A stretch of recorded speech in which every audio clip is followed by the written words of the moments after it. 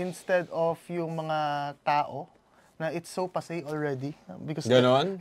Pero a hindi lot of ba people hindi ba siya isang paraan to actually honor these people who laid down their lives there are actually a lot of ways to honor them. Freedom. Our streets are named after them, 'di ba?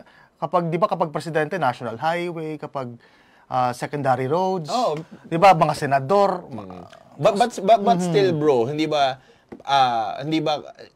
hindi ba tawag dito? Nga parang andun na sila di ba?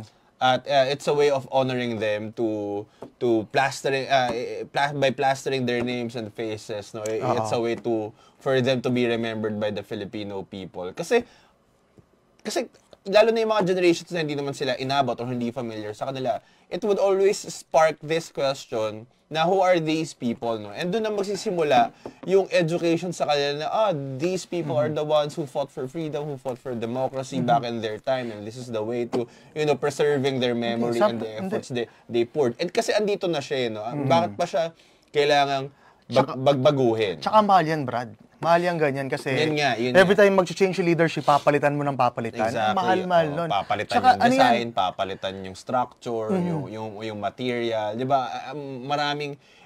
Maraming tawag dito, proseso ang kailangang ilaan dito para ma-finalize yung ganyang klaseng panibagong banknotes. At saka exclusive yan, bro. Na parang kayo lang yung nagsikap para sa bansa nyo. I mean, what our contribution in nation building also. I think it represents more broadly the Filipino people kung yung mga yun ang ilalagay, let's say. That's just me. Well, ako din naman if we're gonna think about the representation of the Filipino people. Hindi ba mas tama din na yung actual Filipino people?